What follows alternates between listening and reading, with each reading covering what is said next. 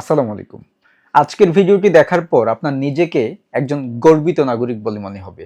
কারণ হচ্ছে আপনি, আমরা সবাই সরকারকে টাকা দেই। এই টাকা দিয়েই সরকার বিভিন্ন উন্নয়ন প্রকল্প হাতে নেয়, রাস্তাঘাট বানায়। এখন আপনার মনে নিশ্চয়ই প্রশ্ন জাগতে পারে, আমি তো কখনো সরকারকে ইনকাম ট্যাক্স দেই নাই, তাহলে আমি কিভাবে সরকারের আয়ে অবদান রাখলাম? অথবা একজন দরিদ্র মানুষ, একজন দিনমজুর, সে কিভাবে সরকারের আয়ে অবদান রাখে? আজকের ভিডিওতে আমি দেখিয়ে দিব আপনি, আমি, ধনী গরিব আমরা সবাই কিভাবে সরকারের আয়ে অবদান রাখি। আর এই ভিডিওটি দেখার পর অবশ্যই আপনার নিজেকে বাংলাদেশের একজন গর্বিত নাগরিক বলে মনে হবে। আমরা সবাই পরোক্ষভাবে সরকারকে ট্যাক্স দিয়ে থাকি, কিন্তু আমরা বুঝতেই পারি না যে আমরা সরকারকে ট্যাক্স দিচ্ছি এবং আমরা ট্যাক্স দিয়েই পণ্যটি কিনছি। আজকের ভিডিওতে আমি কতগুলো উদাহরণ দিব। এই উদাহরণগুলো শুনলে আপনারা বুঝতে পারবেন যে আপনি, আমরা সবাই কিভাবে সরকারের আয়ে অবদান রাখি।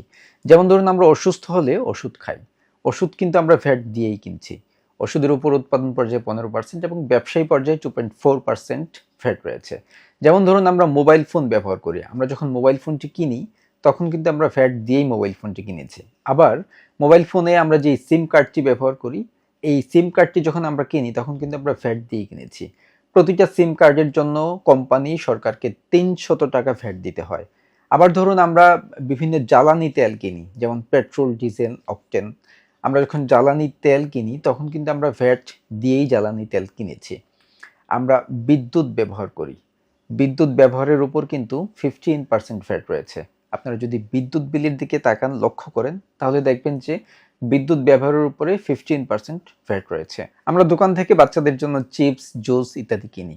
এই চিপস, জুস যখন আমরা কিনি তখন কিন্তু আমরা ভ্যাট দিয়েই কিনে থাকি। এই ভ্যাট আমরা কোম্পানিকে দেই, কোম্পানি সরকারকে দেয়। এইভাবেই সরকার পরোক্ষভাবে আমাদের কাছ থেকে ট্যাক্স নিয়ে থাকে। আর এইভাবেই আপনি, আমি, ধনী গরিব আমরা সবাই সরকারের আয়ে অবদান রেখে থাকি।